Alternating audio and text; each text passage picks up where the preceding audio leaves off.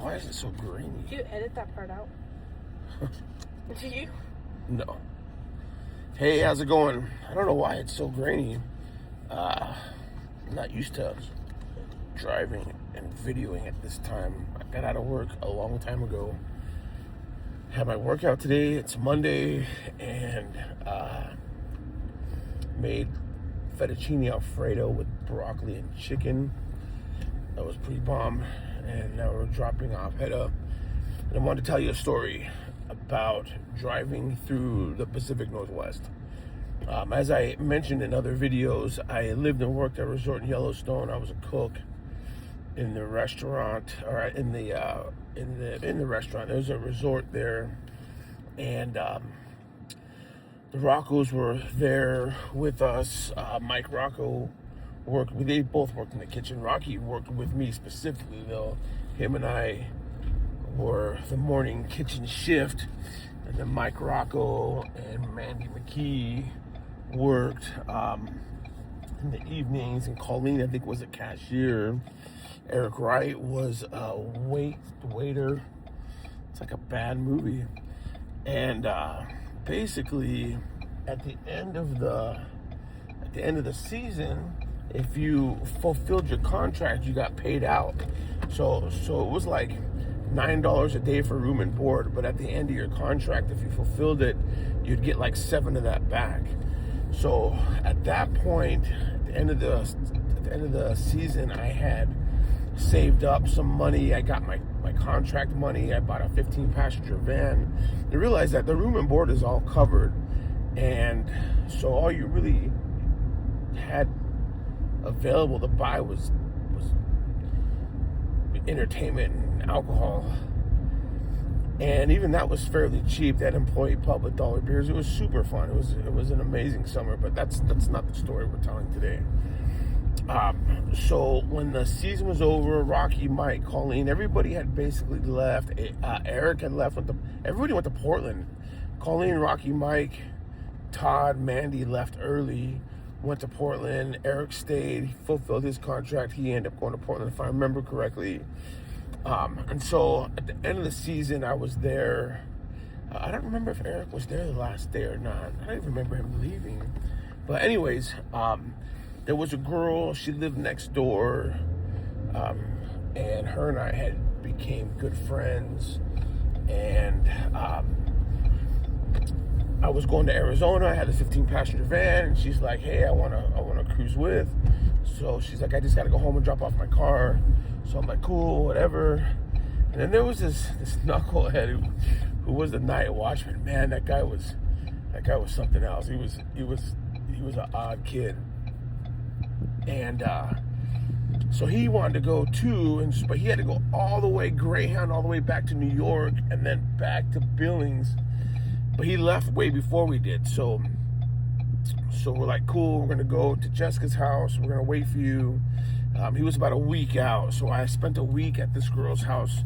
Mom's a doctor, dad's a lawyer, 3 daughters, all born and raised in upstate New York. The mom had like taken this position at the hospital in Billings.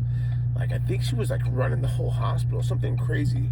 And that the father, I guess, started a small practice in Billings. And they bought this like ranch house on like 33.5 acres, and there was like a gorge running through it, and in the gorge were hieroglyphs, and people would come to their house all the time and want to look at the hieroglyphs. So that week I was there, I roamed around Billings, did some fishing, went to the sporting goods store. It was an Army surplus store when I was there, and I bought some throwing knives, which will come up in the story again here later. And so it was really interesting. I got to run around their property and look at the hieroglyphs, and it was super fun. We did some shopping and some kind of exploring, like I said, some fishing. And there was one odd thing that happened at their house. They had put me up in their basement. Their basement was like a little apartment. It had its own kitchen, bathroom, own living room, and I think I was sleeping on the couch in the living room area. And the dad and mom and 3 daughters were in the main house upstairs. And so one thing that I want to mention, which is critical to this part of the story, is the fact, and not that it has anything to do with anything, it's completely irrelevant other than this one little part of the story. The Simkoviches were Jewish, mother and father, and I growing up had not really been exposed to Jewish people too much, as far as like staying in their homes and things like that. Super nice, super inviting, had a great time. But the point of all this is, it's coming up on Halloween, and the Halloween special, the South Park Halloween special happened to be on while I'm down there, and I'm watching it. It was that episode where Cartman goes to school dressed as Hitler, and I'm mortified, and I'm laughing so hard that I could barely contain myself, and I'm trying not to laugh because I don't want anybody to come down and be like, "What does he look so funny?" And I got my finger on the button, and then of course, if you've seen the episode, everybody gets mad, as they should, and takes Cartman into a room and tell him, "We're going to make you into a nice ghost." And they put a sheet over his head, cut 2 eyes, and he comes out looking like KKK. It's freaking hilarious. But anyways, so dude shows up, and both of these kids I'm traveling with have deep pockets. Like this kid saved his money all summer, and he had, I don't know, thousands of dollars as far as I knew. And then of course Jessica had thousands of dollars as far as I knew. And I was limited. I had the money that I had, and there was no more money coming if I was in a pinch. so the plan was, I had my Camaro back home, and so as we were on the road and we start this trip, the plan is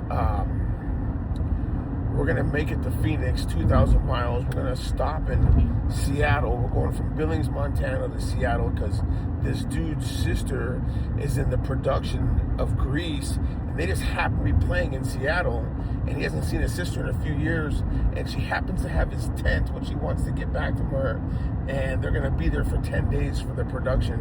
So we're gonna get to go and see the production, see the show, and hang out with some of the people. And so we're like, cool, this sounds like fun. Right out of the gate, we start having car problems. Up until that point, didn't have any problems. We leave Billings, and we start.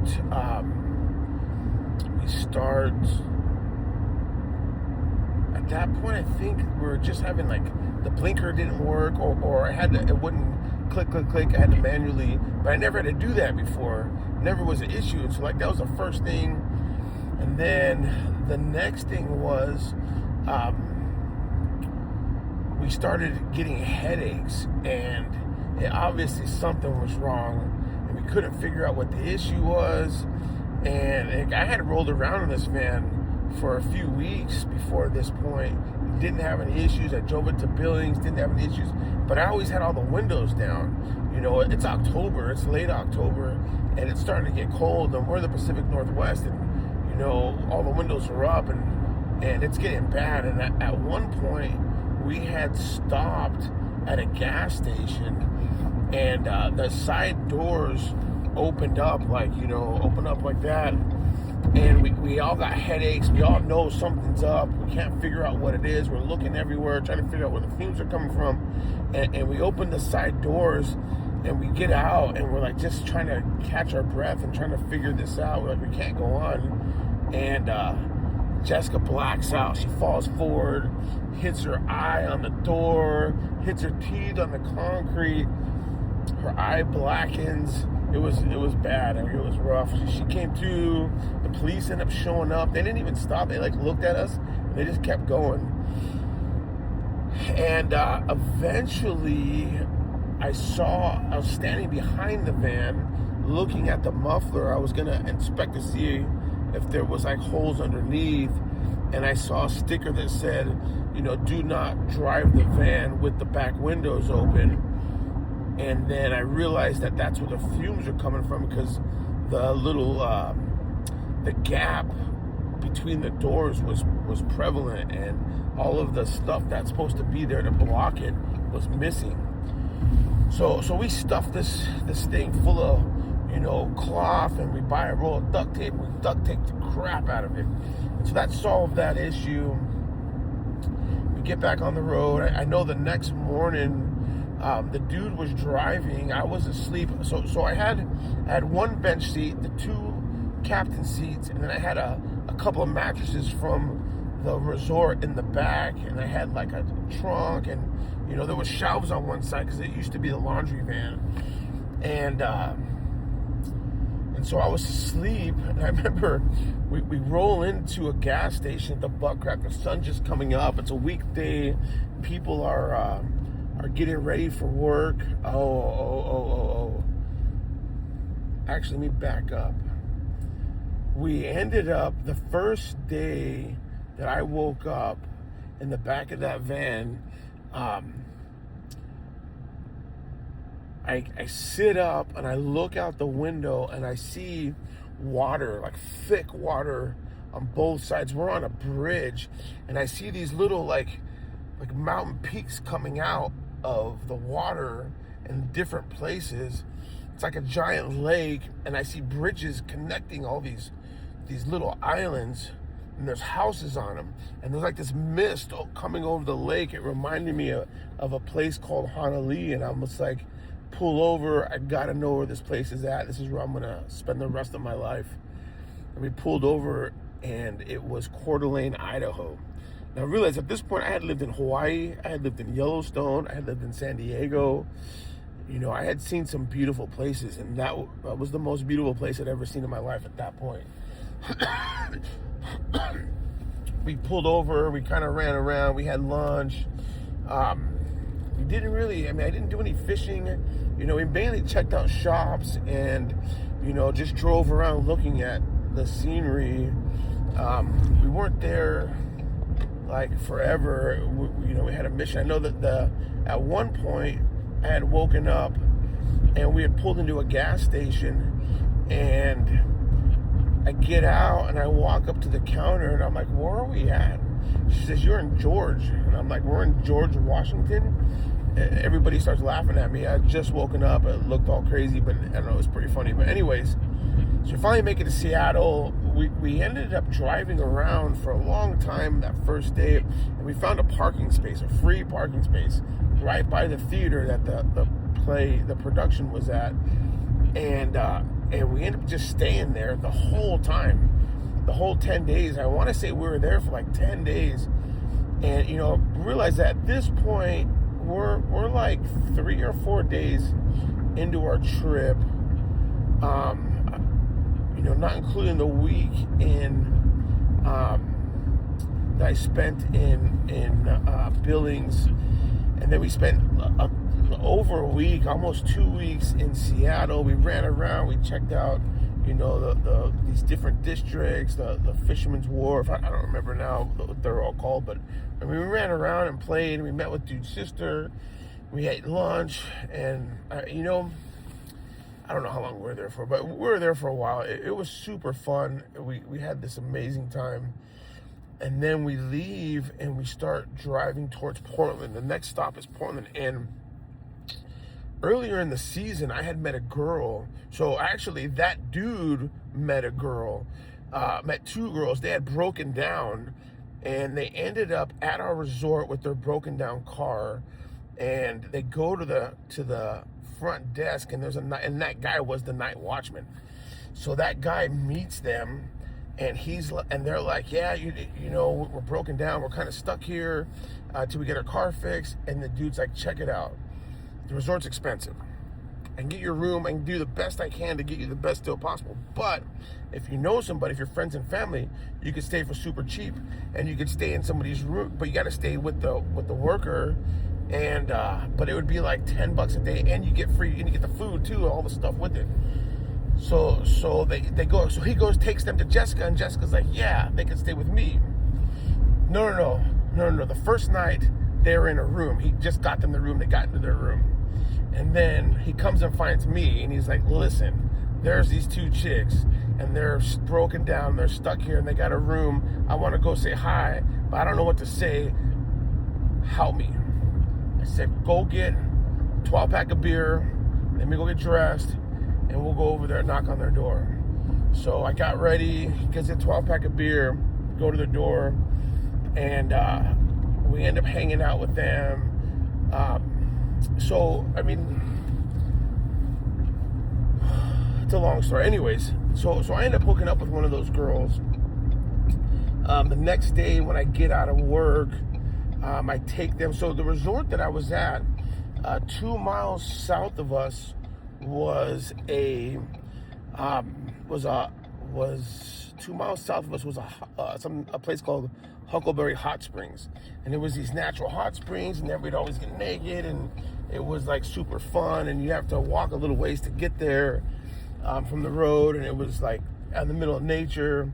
And then 2 miles to the north of us was a natural waterfall called Moose Falls. And if you go through my Facebook, there's pictures of from Moose Falls. There's this waterfall that you could swim and get behind the waterfall, and it was super cool. So the next day, after I meet those girls, I get off of work in the morning, I take them to Moose Falls, we swim in the falls, and then we go back to the resort, we eat dinner, and then we go to the hot springs the next day. And I don't know, it was just too easy. But anyways, so the girls stay. So then we got him set up with Jessica, or he actually set that whole deal with Jessica, and now they're staying next door to me. And of course, I had hooked up with one of them. So the whole time they were there, she was in my room, and we got to know them real well. We hung out with them every day, and so they were going to Portland also. The one girl was moving to Portland. The other girl was her best friend, the one that I had hooked up with, and then she was gonna fly home when she got her to Portland. And so when we are on our way to Portland, Jessica gets a hold of her. We break down in Tacoma, and we end up spending a few days in Tacoma. And Tacoma was, everybody always says Tacoma stinks.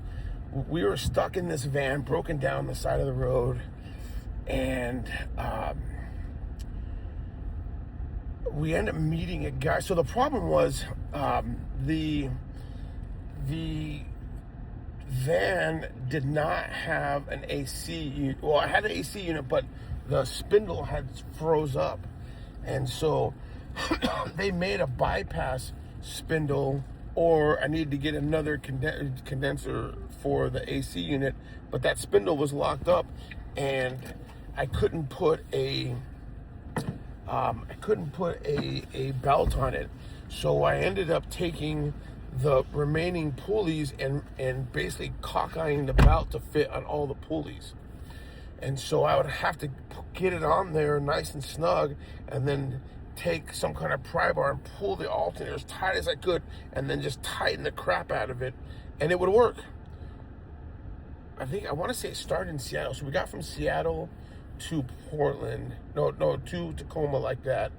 And then we ended up, I lost a belt. I didn't know what belt to get. We're going round and round. And then we met a guy who was in the military, him and his wife, and they helped us out. And, I don't remember, he jerry-rigged it. I don't remember what he used. I want to say it was nylon, some trick, and it worked. And the problem was now that when we're driving, when we would lose the belt,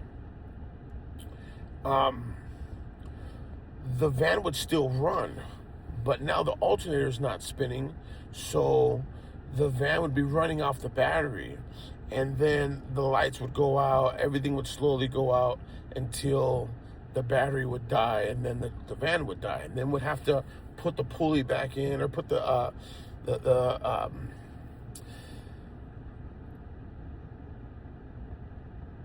belt back in, and then get a jump to get back on the road.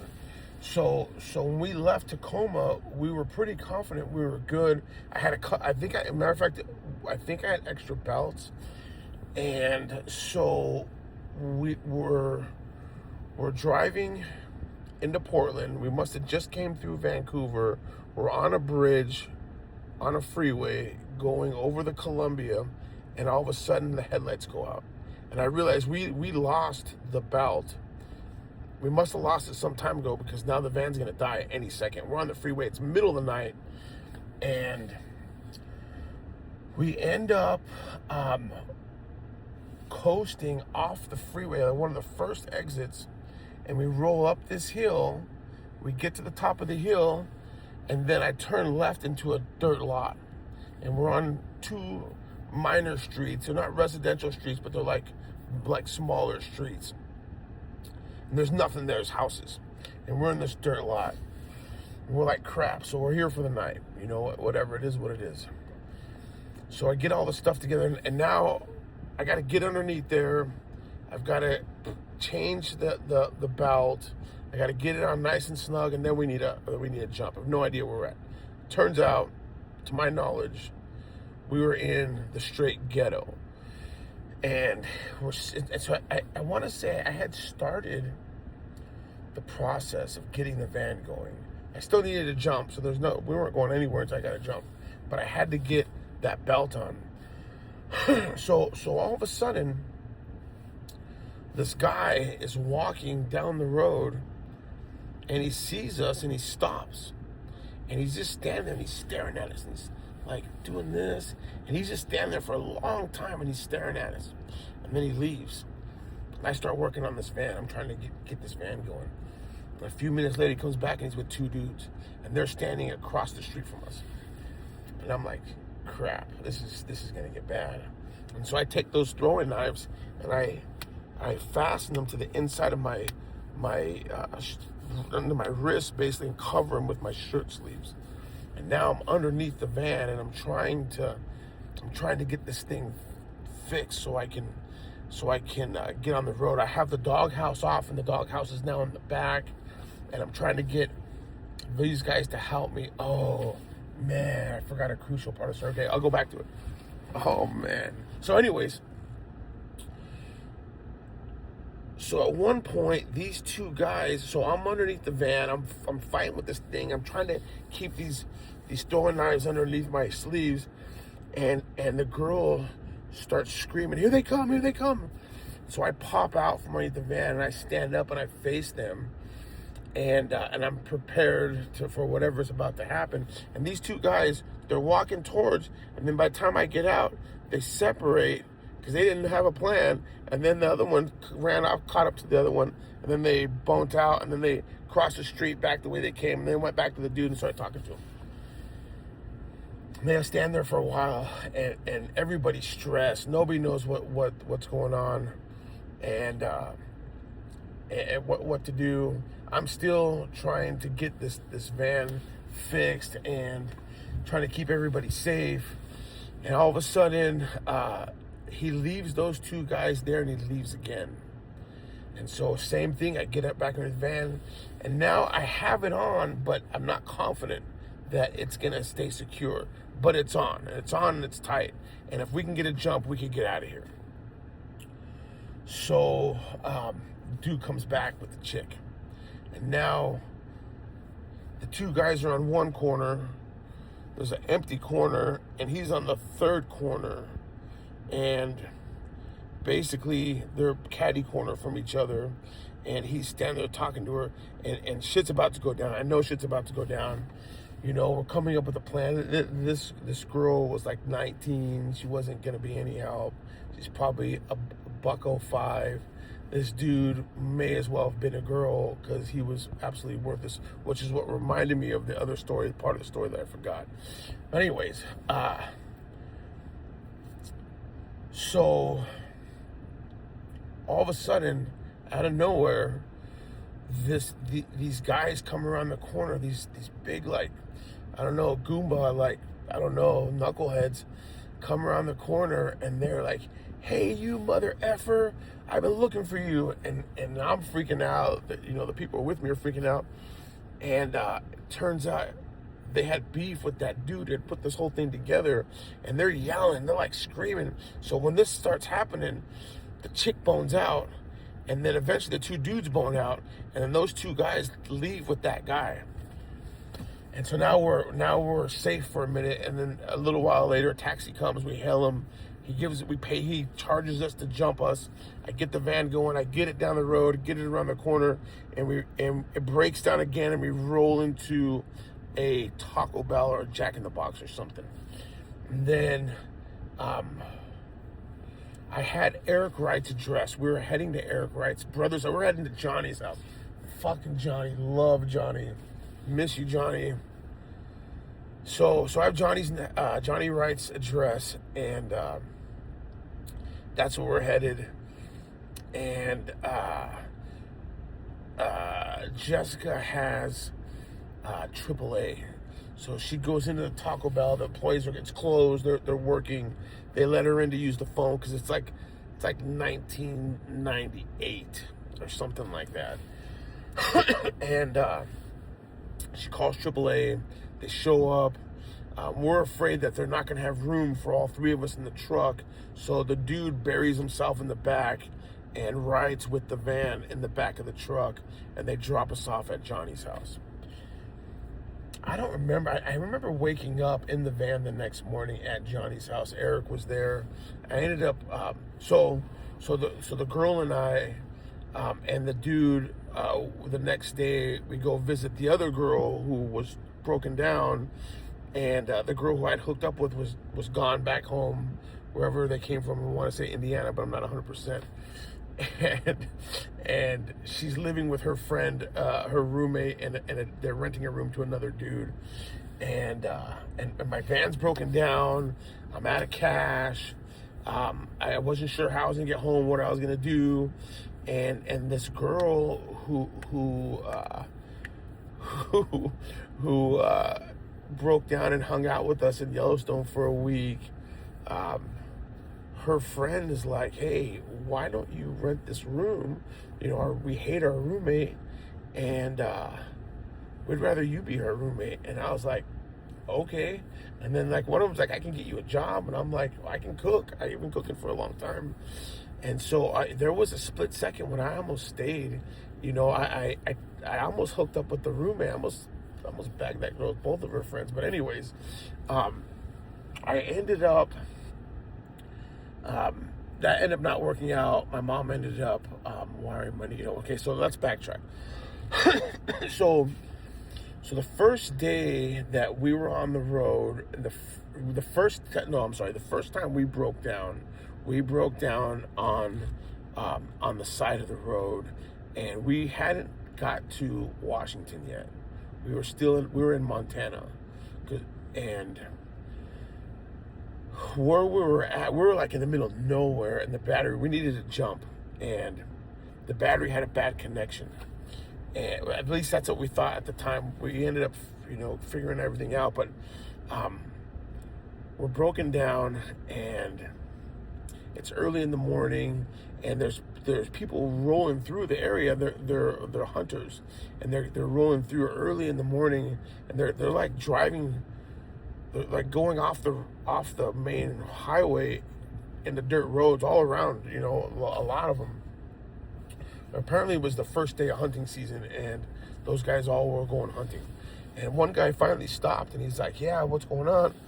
We need to jump. And, you know, or I don't remember what we told him, but he was like, check it out. Like 2 miles up the road is a gas station. And if you need a battery, they have a battery. So my thought was, this is early in the trip, I still had money. I'm like, okay, let's just go buy a battery, put the battery in. You know, we know the battery's dead. We didn't know why. And so I tell the dude that's traveling with us, hey, go get a battery. He's like, no. I'm like, what do you mean no? He's like, I'll fuck it up. So I gotta stop cussing. He's like, no, I'll mess it up. I'm like, dude, go. Here's the battery. Just get a duplicate of this one. No. I'm like, I'll pay for it. No. He just flat out refused. And really, the truth of the matter was, he had a crush on that girl. And her and I were starting to snuggle up, and dude was always trying to be a barrier, you know. So finally I get frustrated. I'm like, screw it. It's 2 miles, I'll walk. And so the dude told us if we were still there when he came back, he would give us a ride. But I just want to get back on the road. So man. So I walk into this general store, this little store, and man, I tell you, the most beautiful little honey is behind the counter. You know, she's like probably 19, 20 years old. She is just amazing. And I immediately start flirting, and she's completely reciprocating. She's completely receptive. And we sit and talk for, probably a good 20, 30 minutes. And I'm like, I'm at that point, I want to say, I was making jokes about, you should come with us. I was in love. I was like completely taken with this girl. And so anyways, so somebody in her family shows up, like her mom or somebody shows up. They own the store, obviously. It's a family affair, and they see me and they're like, oh hell no. I had long hair and a little beard and baggy clothes, and they take me over to the dude's house immediately. So there's a mechanic in town. It's a little town, and there's a mechanic there. And she told me, hey, there's a mechanic, but it's still super early. She's like, yeah, he's probably not up yet. So I'm going to stay and hang out with her for a while, and then she's going to take me over there, is the plan. But then they catch us, and then they're like, no, you stay here. I'll take him. And so they take me over there.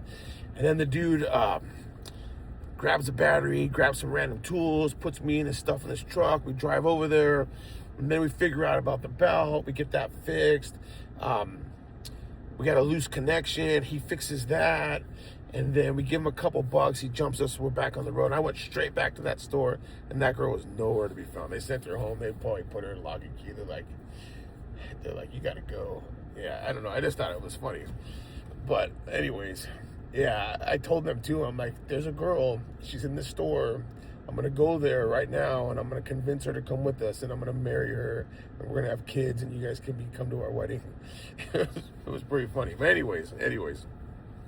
So now we're in Portland. We just went through this completely traumatic ordeal, and the van's broken down. I considered staying. Dusty is in Eugene, and he's basically stuck like Chuck in Eugene. And Eric Wright and I are staying at Johnny's. The girl and the dude, eventually, I believe, if I remember correctly, their intent was to hitchhike up the coast. And we ended up parting ways. I never seen or heard from any of them again. And then I think Todd drove down to Eugene. We picked up Dusty, brought him back to Portland. Called my mom in Hawaii. She wired us money to get home. Me, Dusty, and Eric jumped on a Greyhound from Portland. So actually, we were in Portland on Halloween. We went out, had this amazing night. A couple other things happened, but they're not noteworthy. It doesn't matter. But anyways. So shortly after, we're on the Greyhound. We're getting close to LA. I can't get a hold of my dad. My dad had moved from our house to Tammy's house. They hadn't gotten married yet, but he still had the house that we were living in. And I want to say Uriah he must have been in Hawaii with Shannon at that time. And so nobody was living in the house. He was still paying for it. And Dusty and I roll into LA, and we can't get a hold of my dad, and Eric Wright's mom can't carry all three of us and all of our stuff. So we end up getting a hold of my Auntie Vicky, and Auntie Vicky, so we stop in LA. We still have a ticket from LA to Phoenix, but we get off the bus in LA. Eric continues on to Phoenix. If we can't get a hold of anybody, Eric's supposed to come pick us up. Never got a hold of Eric again until we got back to Phoenix. But we go to my aunt's house. We spend a couple days, and then one day she's like, you guys got to go. I'm going to take you guys to the bus station in the morning before I go to work. And at like 5 o'clock in the morning, she dropped us off at the bus station. The first bus to Phoenix doesn't leave until like 8 or 9 a.m. So we're in line from like 5 a.m. to like 8 or 9 a.m. And we were, because we were there so early, we're the first ones in line. And the bus pulls up. It's quite a long line at this point. And, you know, they're about to open the doors. And then the police roll up. And then they put this girl on the bus. And they're standing there waiting for the bus to leave, and then they finally open the doors. Me and Dusty get on the bus. We're the first two on.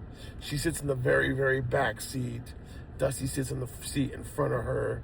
And I didn't want to sit by the bathroom, so I sat like 3 or 4 seats up. And the truth was, I was kind of hungover at that point.